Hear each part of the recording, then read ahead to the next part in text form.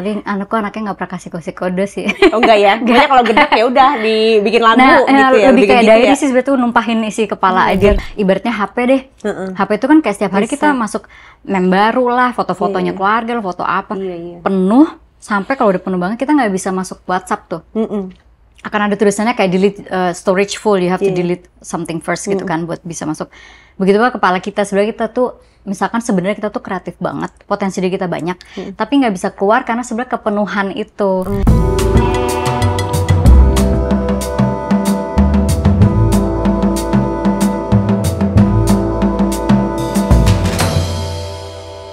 Asteriska alias Icil. Cil, kamu kan rilis album nih tahun 2015 ya, Distance ya. Terus 2015 Distance, 2018 Past Possessions. Terus 2021 ada juga ya? EP Rumah Kita. Oke, terus sekarang kamu tuh balik lagi lewat single baru ya, Someone Made For Me. Apa sih yang terjadi sejak tahun 2021 sampai akhirnya kamu memutuskan untuk rilis single baru lagi? Sebenarnya tuh lagu-lagu yang udah aku cicil dari bahkan sebelum pandemi itu udah banyak. Tadinya Rumah Kita itu tidak ada rencana mau bikin EP itu, tapi selama beberapa tahun sebelum pandemi aku suka dikontak Greenpeace, mau bikin acara, aku udah bikinin 2 lagu, ternyata acaranya nggak jadi. Terus terus aku juga tahun 2020 apa ya, diajak sama Greenpeace buat langsung ngeliat lokasi yang mereka emang bikin proyek video gitu untuk menunjukkan bahwa utara Jawa itu udah mulai tenggelam.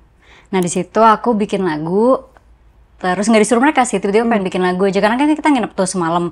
Paginya tiba-tiba ngeliat kondisi kayak gitu tuh aku pengen bikin lagu. Terus aku bilang, geng, gue bikin lagu nih gitu. Wah, Kak Icil, ayo dong masukin ke videonya, lalalala. Terus bahkan mereka bilang kalau emang mau digarap kita bisa support apa gitu-gitu. Terus aku jadi mikir, aku punya beberapa lagu yang kaitan dengan alam, kenapa nggak gue keluarin jadi EP aja gitu. Daripada udah bikin tapi ya nggak dikeluarin juga sayang kan. Padahal ini sebenarnya kan keresahanku ya, maksudnya keresahanku tentang alam yang udah mulai langsung pakai. No music on a dead planet. Nah gitu. Terus akhirnya ya udah aku yang tadinya sebenarnya aku punya rencana mau ngeluarin yang pop-popnya aku keluarin, akhirnya aku hold dulu, aku fokus ke si EP yang emang aku dedikasikan untuk alam ini gitu. Akhirnya keluarlah itu dulu. Nah, tapi karena udah banyak distraksi, jadinya lagu-lagu yang udah aku kumpulin dari lama itu memang ketunda. Terus ada pandemi, ada ini itu, teman-temannya juga ya adaptasi lah dengan kondisi mereka masing-masing. Jadi akhirnya baru kepikiran, oke lah kayak udah tahun ini sih saatnya gue ngeluarin. Tapi ngeluarin apa dulu ya gitu. Terus aku milih-milih lagu kayak Someone Made For Me ini lumayan fresh buat aku.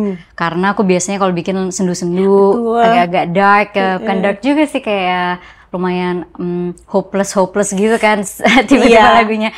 Terus tiba-tiba ada si Someone Made For Me ini yang menurut aku hawanya lumayan fresh, bisa nunjukin sisi centilku juga. Ceria ini. Iya, terus akhirnya aku bilang, kayaknya ini pertama sih. Walaupun lagunya aku bikin di 2022.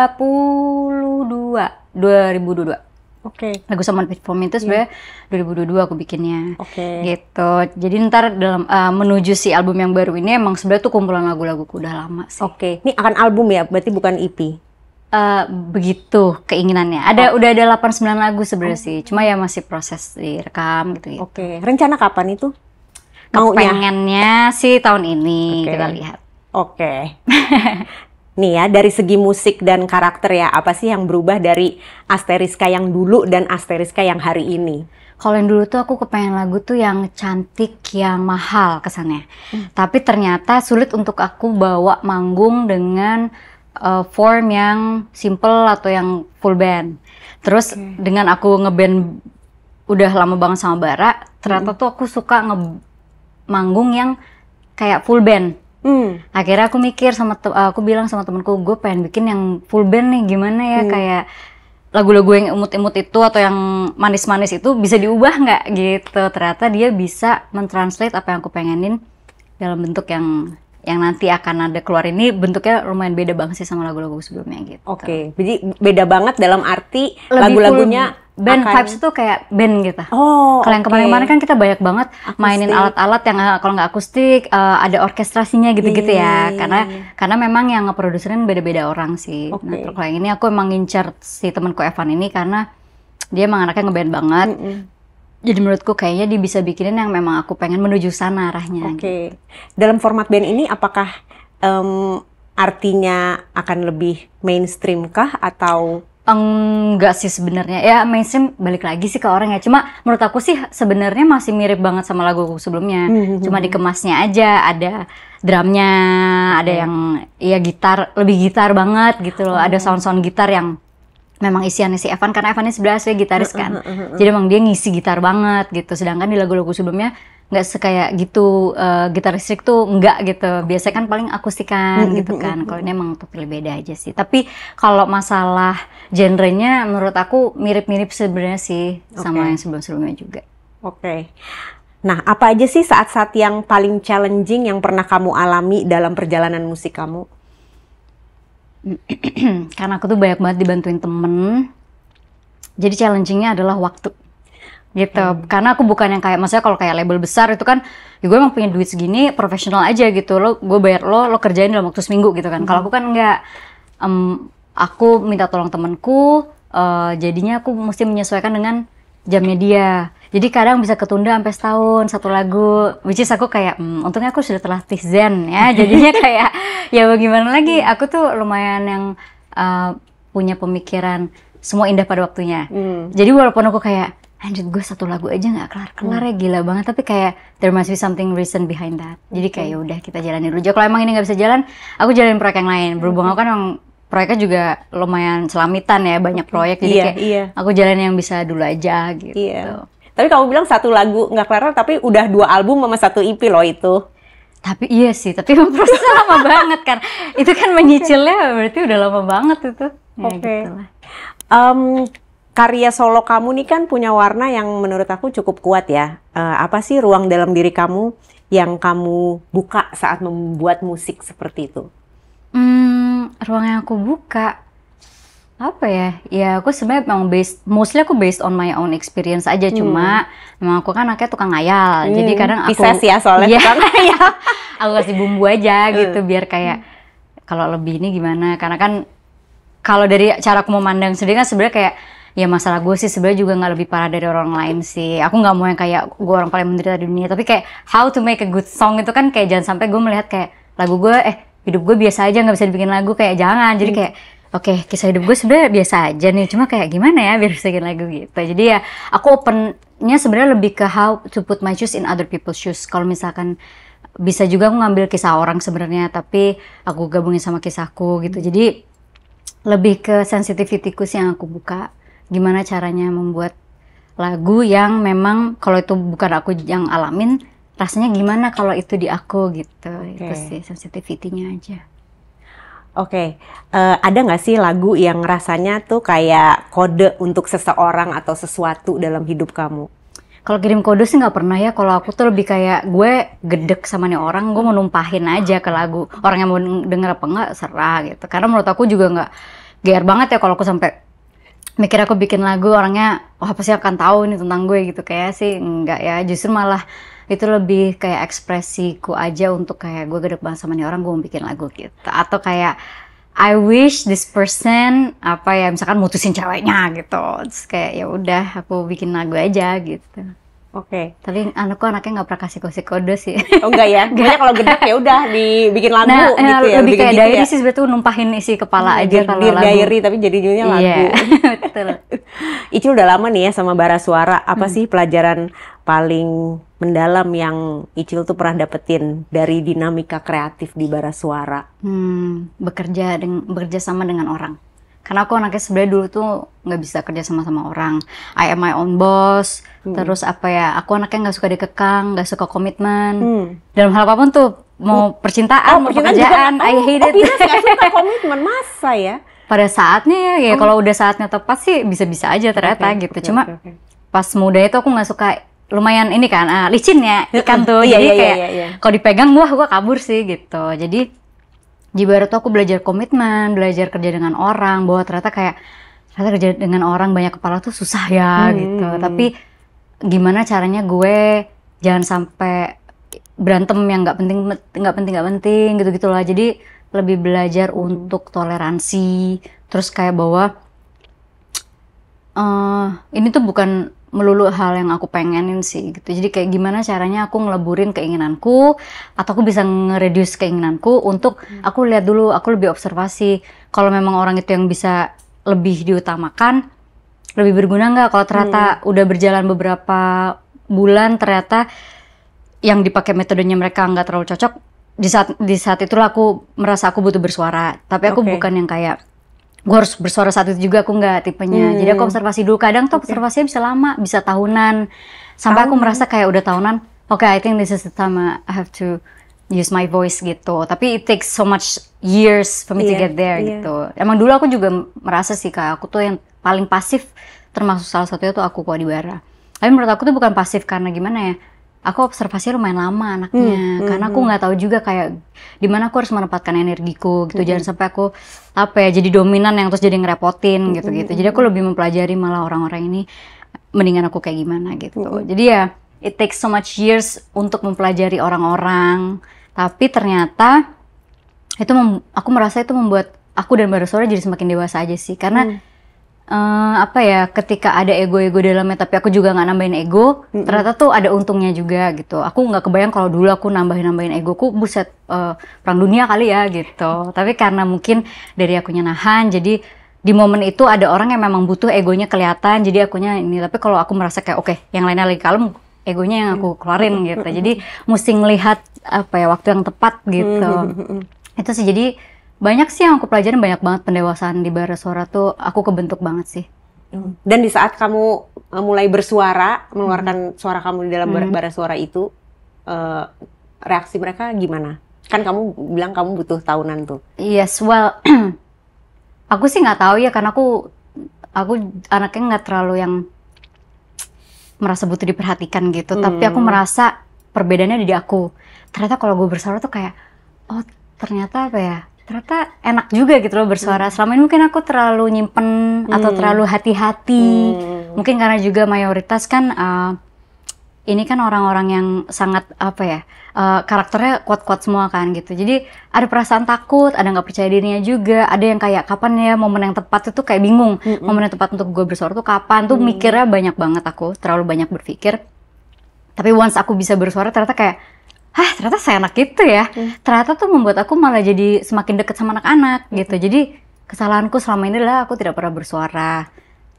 Terlalu ngambil aman gitu loh. Mungkin nggak kepengen berantem atau nggak kepengen terlalu emosinya di akunya juga. Jadi daripada emosi aku mendingan kayak diem aja gitu. Tapi ternyata kalau aku udah sekali bersuara dengan cara yang baik-baik ya, ternyata anak bisa mendengarkan, malah jadi bikin deket gitu. Jadi kayak ya, tapi semua ada reasonnya lah gitu. Mungkin dulu memang belum saatnya aku sedekat itu sama anak-anak, tapi once emang it's in the right time, ya udah ternyata langsung bisa sedekat itu sama anak-anak, terus langsung ngerasa jadi memiliki banget. Jadi sejujurnya aku belum terlalu memiliki Barasuara di tahun-tahun awal itu, karena terlalu banyak observasiku, terlalu main aman. Jadi kayak biar anak-anak dulu deh yang maju, ini maunya gimana sih bandnya gitu-gitu. Tapi ternyata once aku ikut andil di dalamnya, termasuk dalam komunikasi gitu-gitu, aku langsung merasa memiliki. Jadi sebenarnya ternyata pentingnya komunikasi itu di situ ya. Tapi kan itu kan pelajaran pendewasaannya gitu. Itu sih, jadi aku merasa perbedaannya lebih ke akunya. Bagaimana aku melihat diriku di dalam Barasuara, kayak apa sih bahasanya, kayak segede apa sih sebenarnya, apa sih bahasa Indonesianya, kayak kegunaanku kontribusi benar, kayak segede apa sih sebenarnya aku di Bara gitu-gitu. Nah itu kalau dulu kan aku nggak bisa ngerasain, aku cuma kayak gue nyanyi aja sih karena orang butuh, karena orang melihat Barasuara, karena udah komitmen di band gitu. Tapi ternyata ketika aku udah mulai taruh diriku bener-bener di situ, energi di situ, komunikasi di situ, komitmen yang lebih gede lagi, aku jadi lebih langsung ada rasa sayangnya, rasa memilikinya, kepengen juga bertanggung jawab, kira-kira apa yang bisa gue bantu di band ini, gitu-gitu langsung ada gitu. Jadi kalau ngelihat respon anak-anak sih aku nggak tahu ya, karena aku juga nggak pernah nanya-nanya, tapi di akunya sih yang aku ngerasa berbeda banget. Kamu sekarang juga punya project Serenity Access sama Access Bar ya? Itu two different things ya? Nah itu sama sih sebenarnya. Aku buka Serenity Access itu untuk hal-hal yang di luar musik. yang memang itu tujuannya untuk terapi-terapi holistik yang aku pelajarin. Terus juga mungkin emang teman-teman yang mau berbagi energi, mungkin butuh teman cerita atau apa. Nah itu tuh di Serenity Access itu. Jadi Serenity Access itu apa sih kalau buat yang belum tahu tuh? Sebenarnya itu sih jadi aku tuh mempelajari 2 hal, Access Bar. So far sih sebenarnya banyak, cuma yang aku pilih untuk fokus itu sekarang di Access Bar sama Sound Healing. Ini sebenarnya 2 modality untuk ngebantu teman-teman yang memang mungkin pengen punya alternatif selain psikolog atau psikiater. Karena ini sebenarnya lebih kayak self healing, yang dimana teman-teman sebenarnya nggak perlu yang kayak harus cerita panjang, tapi ada respon di fisiknya ini untuk menyembuhin diri sendiri gitu. Nah, aku mempelajari 2 modality si Access Bar sama Sound Healing ini karena aku pribadi sebenarnya juga penggunanya, maksudnya aku merasakan manfaatnya itu banget. Karena aku merasakan manfaat dari Access Bar sama Sound Healing, dan aku kan Sound Healing sebenarnya udah dari tahun 2011 nyobain bukan aku pelajarin. Dan aku ngerasa banyak banget manfaatnya buat aku. So aku jadi kepikiran setelah pandemi kayak kenapa nggak gue pelajarin, siapa tahu bisa bantuin keluargaku. Sebenarnya aslinya tadi mau bantuin keluargaku karena keluargaku tuh ada anxiety tapi nggak kepengen ke psikiater.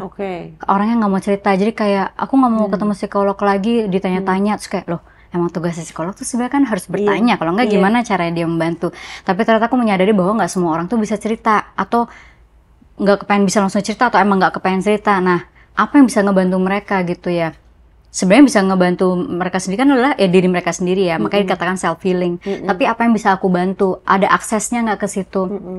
Ternyata ada namanya Access Bar itu, yang mana aku tuh cuma megang kepala, ada 32 titik di kepala yang itu memang menyimpan paling banyak hal-hal yang kita nggak butuhin sama badan, kayak trauma, judgment, limitasi, negative thinking, semua yang sebenarnya badan kita nggak butuh tuh kita ternyata nyimpen itu terus-terusan, kita nggak tahu caranya ngebuang gitu. Nah si Access Bar ini bisa bantuin untuk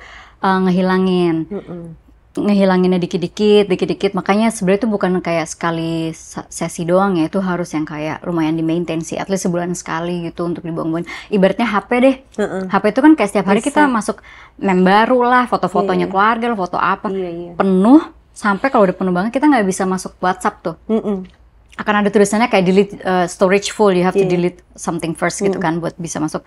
Begitu juga kepala kita, sebenarnya kita tuh misalkan sebenarnya kita tuh kreatif banget, potensi diri kita banyak, tapi nggak bisa keluar karena sebenarnya kepenuhan itu. Badannya bingung kayak gue nggak punya space lagi nih buat potensi diri gue. Ya udah yang ada aja, akhirnya nggak bisa mikir jernih, nggak bisa ngolah emosi. Tidur jadi susah karena mungkin dia anxious atau depressed atau gitu-gitu. Nah itu sebenarnya kalau dibuang-buangin jadi banyak banget space lagi di badan, potensi dirinya muncul, possibility itu baru jadi berdatangan gitu. Nah gitu menurut aku, karena aku ngerasain kayak keajaiban, itu kayak percaya nggak percaya sih, tapi kan sebenarnya ini mainan energi. Jadi kalau dibilang tadi kayak lumayan kayak Reiki, emang ini energetic field juga sih, kita tuh mainan energi banget gitu. Tapi tuh sebenarnya kita tuh ngebukain titik-titik energi di kepala kita, yang selama ini mungkin udah ketutup sama hal-hal yang kita nggak butuhin itu tadi. Kalau udah dikosongin, si titik-titik energetiknya tuh jadi kebuka, nah itu tuh jadi magnetin hal-hal yang kita butuhin. Nah itu, makanya banyak banget manfaatnya sebenarnya, karena aku ngerasain itu sendiri. Makanya aku pikir kalau emang aku aja bisa ngerasain manfaatnya, pasti akan ada banyak banget orang yang bisa ngerasain manfaatnya juga. Makanya aku belajar buat keluargaku tadinya. Tapi kok ternyata teman-teman juga banyak yang butuh. Terus aku, karena suka ngepost di social media, banyak banget yang pengen nyobain juga. Menurut aku, ya mungkin emang aku kan sebenarnya juga lulusan psikologi tapi nggak punya energi untuk jadi psikolog. Kan menurut aku itu tanggung jawab yang sangat besar banget gitu. Karena menyerap energi banyak orang ya. Bener, bisa jadi juga sebenarnya bukan masalah menyerapnya, tapi kan ini responsibility yang nggak cuma pertemuan sekali. Mungkin orangnya akan datang setiap bulan sampai bertahun-tahun. Kita harus bisa bantu ngerunutin dengan tes-tes psikologi yang ada gitu kan. Kayak sebenarnya nih orang permasalahannya dari masa kecilnya apa, dari ini apa. Ini kan kasus yang kita mesti ngebuka dari masa lalu banget. Jadi ini kan komitmen besar banget untuk itu baru satu orang. Belum lagi kalau kliennya ada ratusan gitu kan. Nah aku tuh anaknya lumayan highly sensitive person. Jadi kadang aku tidak bisa memisahkan energi itu. Sedangkan jadi psikolog tuh harus bisa kuat, harus bisa misahin banget. Kalau enggak, itu impact-nya ke kehidupannya dia. Nah aku kurang bisa itu. Jadi aku lumayan ngenyerap banget deh akunya pribadi ya. Jadi terlalu gampang aku tuh untuk nggak ngerti kayak perasaan orang itu. Jadi kadang aku nggak bisa mikir jernih, kayak jadi kasihan atau jadi kayak gue pengen bantuin banget. Padahal psikolog nggak boleh gitu kan. Harus kuat, harus punya metode, harus bikinin menu, lalalala. Nanti aku nggak punya. Makanya ketika ada holistik seperti sound healing, access bar, menurut aku tuh kayak gue bisa bantuin orang, tapi aku juga tidak bertanggung jawab 100% untuk orang itu karena tanggung jawab 100%-nya ada di badan orang itu. Dia namanya self healing tuh adalah badannya akan menyembuhkan sendiri. Aku tuh sebagai praktisi hanya apa ya, kayak buka jalan ya. Membuka jalan. Aku punya aku bisa modality itu. Jadi aku bantu, sisanya badannya orang itu yang akan merespon gitu. Makanya dia namakan self healing. Itu yang aku lebih merasa kayaknya masuk di aku. Cuma dari sisi empatinya kan karena aku gede, jadi aku bisa membantu kira-kira orangnya butuhnya apa nih ya. Aku bantunya sampai sejauh apa. Terus kayak dia mau sekedar cerita sedikit itu aja kan aku tetap harus ngedengerin. Mungkin itu sangat ngebantu mereka gitu. Ya itu sih yang kayak sisi ilmu psikologinya kepake, tapi nggak bantuin orang dari sisi terapi holistiknya juga ada gitu. Jadi aku ngerasa kayak useful, cuma nggak sotoy aja. Selama aku tidak mendiagnosa kan, itu kan yang nggak boleh banget mendiagnosa. Sisanya orang itu aja yang ya udah, memang lo pengen sembuh, lo harus niatin dulu nih lo sembuh. Sisanya orang-orang kayak aku dan teman-teman praktisi itu ngebuka jalan aja sebenarnya gitu. Nah itu jadi kayak masuk banget di aku, dan ternyata aku suka banget berbagi energi sama orang, ngebantuin sedikit yang bisa aku bantu gitu. Aku bantu berkontribusi jatuhnya, bukan aku nyembuhin, tapi aku bantu berkontribusi ke badan orang itu tuh. Aku ngerasa ada kayak usefulnya sebagai, memang aku dari dulu suka banget kepengen gitu nolongin orang, cuma kayak I don't know how dan sejauh apa sebenarnya aku mampu ngebantu orang gitu. Karena kan aku juga nggak mau main hero ya, kayak gue bisa ngebantu semua orang di dunia, lo akan sembuh kalau sama gue gitu. Kayak truly aku tuh bukan healer gitu, tapi aku mau bantu dengan cara menemani, yaitu membuka possibility-nya apa dengan cara modality yang bisa atau apa gitulah. Berapa lama sih sesi access bar itu? Access bar itu sebenarnya ada macam-macam. Ada yang taste of access bars, itu bisa cuma 20 menit. Tapi kalau aku mostly karena aku kepengen orang itu ngerasain yang namanya relaxnya dulu, terus bisa ngerasain apa ya, journey-nya dari si sesi itu. Jadi aku minimal 45 sampai 50 menit gitu. Minimal ya, 45 sampai 50 Untuk sound healing bisa 60 sampai 90 menit juga, tergantung dia kebutuhannya sebanyak apa gitu. Sound healing tuh bisa orang sampai ketiduran gitu nggak? Bisa. Sebenarnya access bar pun banyak yang sampai ngorok. Sebenarnya karena itu dia bikin cuma kalau sound healing tuh lebih deep relaxation lagi gitu. Karena itu hubungannya sama fascia, hubungannya sama vibrasi badan kita tuh merespon banget. Dan untuk brainwave, dia bener-bener nuruninnya tuh bisa sampai bawah banget kalau sound healing dibanding yang si access bar ini gitu. Tapi dua-duanya menurut aku kayak punya kelebihannya masing-masing gitu. Saling mengisi lah ya itu sebenarnya. Bisa kayak gitu, karena kalau yang si access bar ini untuk ngebuka potensi baru, possibility baru gitu. Kalau yang si sound healing ini untuk ngilangin yang badannya kita tuh sebenarnya udah ngerekam. Jadi badan kita tuh ngerekam memori banget. Yang kepala kita udah lupain, ternyata badan kita tuh masih nyimpen di organ, di fascia, di sel kita tuh masih nyimpen banget. Nah itu bisa diselaraskan atau diharmonisasikan itu dengan vibrasi. Itu yang bikin orang juga jadi deep relaxation lah. Terus dia bisa bisa membantu penyembuhan fisik juga sebenarnya. Jadi misalkan kayak emang ada teman-teman yang sakit keras atau emang lagi penyembuhan secara medis gitu, sound healing ini bisa ngebantu lebih cepat untuk pemulihan secara medisnya, karena badannya udah lebih nerima, lebih selaras. Jadi untuk menerima si obat-obatan dari dokter ini bisa lebih cepat gitu. Karena juga dia mungkin secara mental lebih rileks, lebih bisa nerima emang emang gue sakit tapi gue mau sembuh atau apa gitu. Karena banyak orang yang kayak sakit tapi dia nggak terima, dia marah. Marah dengan keadaan mungkin. Nah itu yang sebenarnya obat-obatan tuh susah banget buat masuk ke badan, buat kayak kerjasama dengan badan itu susah. Nah sound healing ini mengharmonisasi antara 3 hal, fisik, pikiran, sama perasaan. Kalau semuanya udah selaras harmoni, sebenarnya penyembuhan apapun itu kayak berjalan lebih bagus. Penyembuhan mental, penyembuhan perasaan yang mungkin udah sakit hati lama, atau juga fisik itu. Jadi lebih cepet lah semuanya progresnya karena udah selaras badannya gitu sih. Nah sekarang balik lagi ke musik ya. Yes. Icil, apa sih ketakutan terbesar kamu sebagai perempuan yang punya karya di dunia musik? Ketakutan sebagai perempuan? Spesifik perempuan ya? Sebenarnya kalau sekarang udah enggak, tapi dulu pas aku muda sebenarnya aku sangat takut untuk tidak didengarkan sih. Karena menurut aku memang dulu banyak banget di belittling tuh apa ya? Dibedakan apa sih? Belittle tuh apa sih? Oh, dikecilkan, di underestimate atau underestimate apa? itu lah. Jadi kayak udah aku anaknya juga kecil kan. Terus aku kan juga kalau ngobrol sama orang tuh lebih yang kayak gitu kan. Karena memang menurut aku tuh itu kayaknya paling enak untuk ditunjukkan ke orang pertama tuh adalah gue harus nunjukin gue yang sebenarnya kosong. Karena ketika aku kosong, aku bisa melihat orang sebenarnya akan memperlakukan aku seperti apa sih. Kalau aku udah nunjukin kayak gue orang yang smart, lo bisa ngomong sama gue serius, menurut aku kayak boring, orang akan memperlakukan aku juga beda. Tapi kalau aku kayak menye-menye lah, terus yang kayaknya goofy banget, aku bisa ngelihat orang itu bisa memperlakukan aku seperti apa gitu.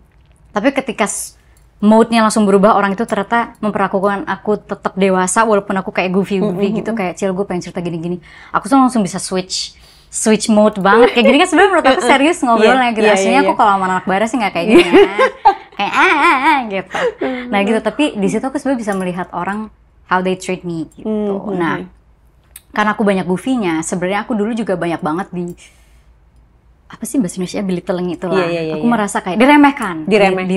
Kayak Icil ntar aja, Icil juga ntar pasti ngikut. Tapi aku kayak oke, nggak apa-apa gue ngikut. Tapi kan aku observasi, emang aku anaknya observasi. Kalau waktunya tepat gue marah, gue akan marah. Tapi kalau menurut aku kayak oke, gue nggak perlu marah, jadi gitu, biarkan aja.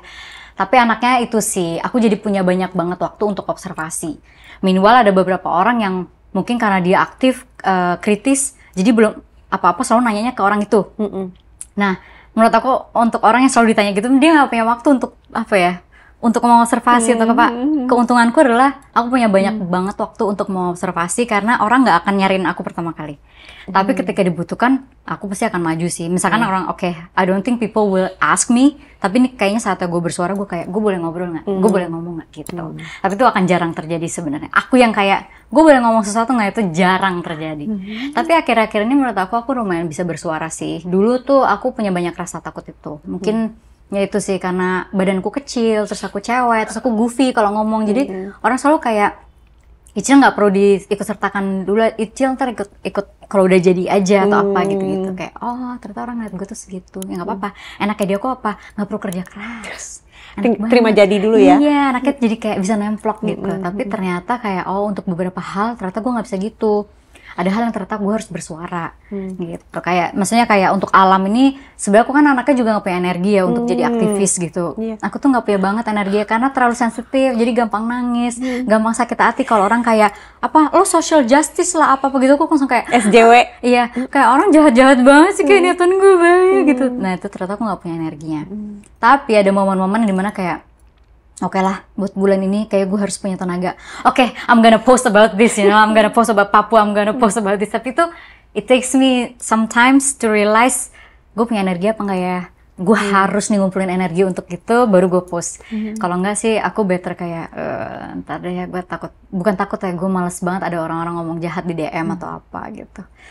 Ya itu sih, jadi kalau ngomongin cewek sih sebenarnya lebih kayak, aku dulu sering diremehin aja sebagai anak yang suka ngomongnya goofy, cewek. Cuma jadi pembelajaran juga buatku, ternyata enaknya adalah aku bisa jadi bunglon aja sih. Kalau aku butuh bersembunyi di balik orang, ternyata aku bisa pakai cara itu. Tapi ketika momennya aku harus ngomong, nih berisik nggak sih dari tung, kena ke mic. Itu kalau ternyata, tapi momennya aku berbicara, orang tapi jadi mungkin dengerin karena mungkin aku jarang berbicara ya. Jadi sekalinya aku kayak gue boleh ngomong nggak sih itu, jadi orang kayak oh ya udah Icil mau ngomong apa gitu. Nah so far sih sebenarnya banyak banget yang jadinya sebenarnya ngedengerin, mungkin karena aku jarang bersuara itu. Jadi ya ada enaknya juga, tapi ya itulah pembelajaran menuju situ tuh ternyata belajar untuk menggunakan suaraku sendiri. Nah buat sebagian besar orang musik itu kan juga adalah sarana untuk healing ya. Ada nggak sih sesuatu dari diri kamu yang paling pengen kamu sembuhin lewat musik? Diriku sendiri ya? Lewat musik sebenarnya kalau aku pribadi tidak ada ada hubungannya banget dengan musik, cuma ini di luar musikku yang aku rilis lewat Spotify ya. Tapi aku tuh udah bertahun-tahun disconnect dengan suaraku sebenarnya. Aku penyanyi nih, tapi aku tuh disconnect dengan suaraku sebenarnya. Karena pada zaman aku sama Bara tuh aku sibuk banget. Jadi aku menggunakan suara bukan karena aku pengen, tapi karena harus kerja. Nah gitu, itu aja udah ada disconnect-nya. Terus mungkin aku harus meredam hal-hal yang sebenarnya gue pengen bersuara, tapi kayak gue harus gue harus kayak kalem dulu, gue harus observasi dulu. Itu tuh ternyata di tenggorokanku berat banget. Dia menyimpan banyak banget beban paling beratku tuh dari tenggorokan. Aku sebenarnya anaknya suka bersuara, tapi karena aku harus berhati-hati dengan social condition, dengan teman-teman sekitar, banyak diredam lagi gitu, kayak membutuhkan waktu untuk aku bisa bersuara, karena aku mesti mikirnya jauh banget.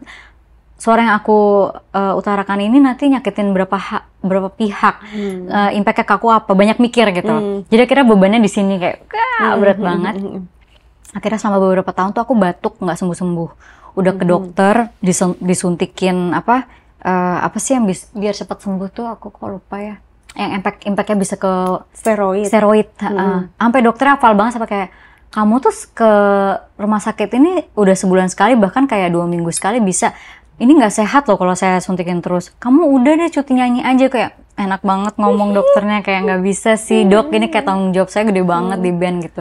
Ya terserah kamu, ini kan mesin kamu. Kalau mesin dipakai terus-terusan ya rusak, atau itu pilihan kamu. Mau mesinnya rusak sak atau kamu istirahat total, terus kamu bisa pakai lagi mesin kamu. Kayak susah banget lagi opsinya. Akhirnya di momen itu adalah aku milih tetap nyanyi. Menurut aku kayak kalau rusak itu urusan nanti deh, karena tanggung jawabku gede banget ke bara suara dan orang-orang kan. Jadi kayak aku pakai terus suaranya. Ternyata terjadilah pandemi itu. Somehow itu apa sih, blessings in disguise, guys. Kayak sorry banget, memang sih keuangan juga sepet, tapi kayak ternyata aku jadi penyembuhan total banget. Karena nggak dipakai 2 tahun, aku jadi banyak banget balik lagi ke dunia spiritual. Aku fokus ke meditasi. Terus aku ngambil sertifikasi sound healing itu 2020. Terus aku belajar banyak kelas-kelas online, how to connect with myself, how to connect with my voice. Tapi itu ternyata nggak segampang itu, bertahun-tahun gitu terus. Tapi ya belajar sampai aku juga ngambil les vokal lagi gitu untuk memperbaiki vokal, karena aku nggak tahu itu dari mentalku apa dari fisikku sih, bingung gitu ini dari mana. Jadi akhirnya dari segala sisi aku lakukan. Di tahun 2024 kemarin habis aku operasi kantong mata, karena kan aku ketipu tuh. Jadi aku kemarin ketipu sama ada klinik malpraktik gitu. Dia masukin silikon tuh ke bawah mataku. Jadi akhirnya berat banget, kayak ada batu di dalam sini. Akhirnya aku diemin 3 tahun, cuma karena ternyata dia udah mulai pecah, aku decide gue harus operasi, mau gak mau harus dikeluarin, kalau enggak tuh makin parah lagi takutnya. Akhirnya aku keluarin, tapi aku jadi harus istirahat setahun tuh di rumah. Setahun ngapain gue ya gitu.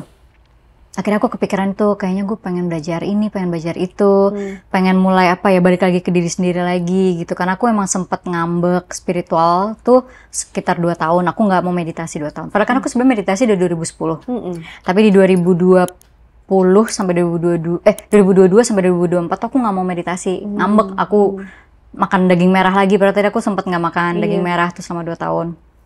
Cuma akhirnya aku kayak gue mau jadi orang yang normal aja gitu, karena ternyata ibaratnya kalau ngambek sama Tuhan, karena aku percayanya sama spiritual meditasi, aku ngambeknya ke situ. Menurut aku meditasi dan hal spiritual itu membuat aku jadi kayak salah baca sign.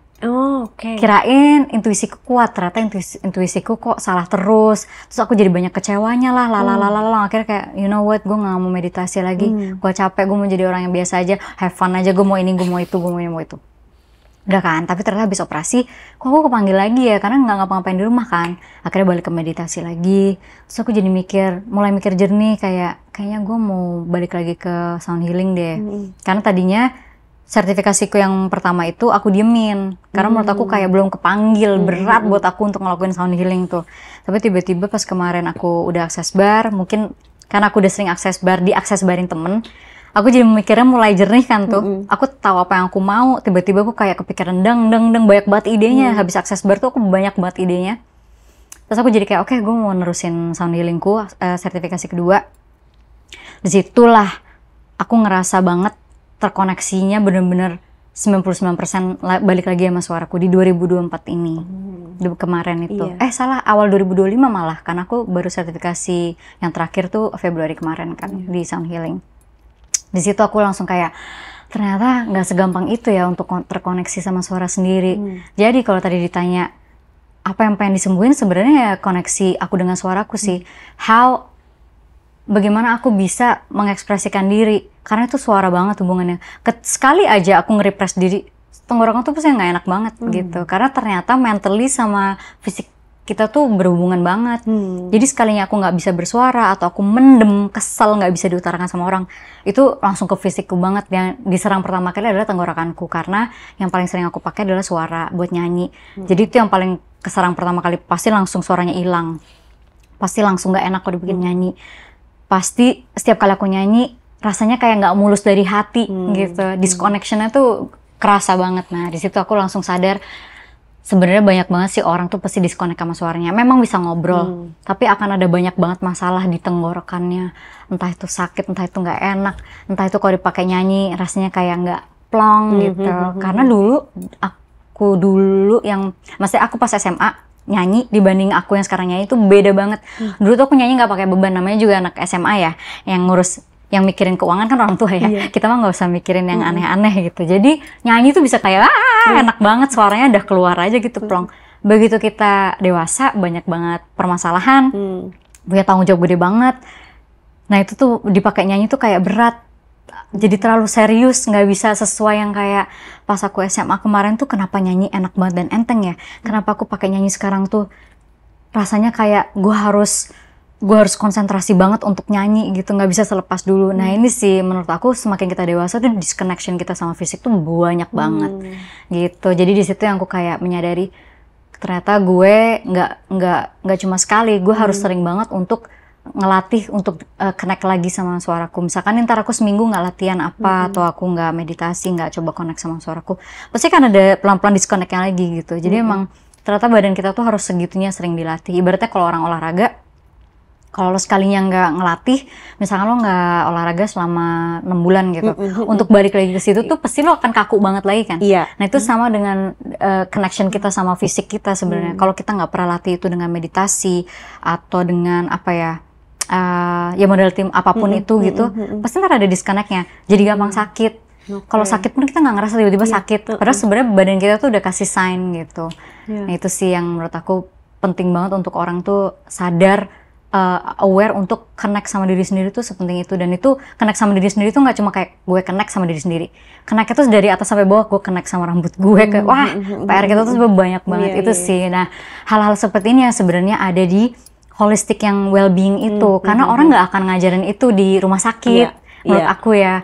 Tapi hal-hal seperti ini tuh kayak lo pelajarin sendiri, atau ya lo pelan-pelan belajar dari orang-orang yang memang suka sharing. Kalau aku pribadi, aku ranahnya belum ke sharing memang.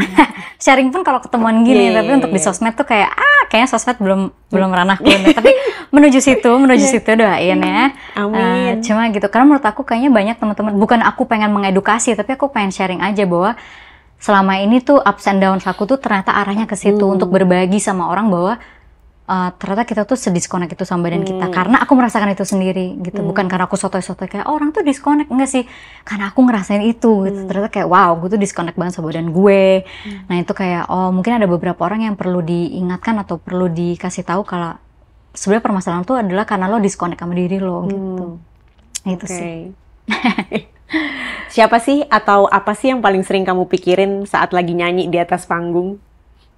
Wow, apa ya? Atau siapa?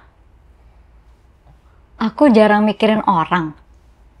Jadi aku lebih mikirin apa ya kalau di atas panggung. Coba ya aku rasa-rasain aku lagi sama Bara. Gak ada ya. Soalnya aku tuh flow-nya lebih, berarti aku sebenarnya lebih ke diri sendiri. Tapi kalau lagi di panggung itu bagaimana aku bisa nyambung flow-nya antara badanku sama suaraku sama yang mau aku ituin aja sih. Jadi kayak gue nggak boleh yang kayak, aku lebih mikirnya kayak gue nggak boleh menempatkan diri sebagai penyanyi yang gue harus bisa bernyanyi suaranya bagus. Jadi fokusku adalah gimana caranya gue harus enjoy nyanyi ini, karena ini keluar dari suara gue. Jadi gue nggak boleh nyanyi buat orang, gue harus nyanyi buat diri gue, tapi apa ya, gue share ke orang. Jadi intinya aku lebih fokusnya ke situ sih. Jadi aku nggak pernah kayak mikirin kayak apa ya, ini kayaknya buat orang ini gitu. Nggak, gue harus kayak lagu ini buat gue, biar gue koneksi sama diri gue. Kalau orang bisa nerima energinya, nangkep energinya, syukur. Tapi kalau enggak, ya udah, at least gue enjoy dulu sama si nyanyian gue ini gitu. egois juga ya ternyata, tapi enggak sih, menurut aku was fun. Karena kalau aku fokusnya buat gimana ya biar gue bisa nyanyi bagus untuk orang lain, pasti aku nggak akan nyampe situ menurut aku, karena akan ada kurangnya terus. Karena aku pernah ada di momen itu, yang pas aku disconnect sama suaraku itu, fokusku selalu kayak, gue harus nyanyi bagus. Itu berat banget, badanku rasanya kayak, wah pressure-nya gede banget, kayak, sedangkan aku nggak akan pernah menuju situ gitu, karena standar bagus tuh siapa sih? Lo mau nyanyi kayak siapa? Mariah Carey, kayak, you will never can do that, Icil gitu. Jadi nyanyi bagusnya nih apa? Nah akhirnya ketika aku udah mulai pelan-pelan connect sama diriku ini, ya udah emang gue tuh kalau nyanyi nggak apa-apa, gue kayak punya dunia sendiri di panggung, it's okay, tapi at least gue enjoy apa yang gue lakukan, jadi orang bisa nangkep energinya gitu aja sih. Thank you semua yang udah nonton episode ini. Kalau kalian suka jangan lupa like dan subscribe dong pastinya. Sampai ketemu di episode selanjutnya.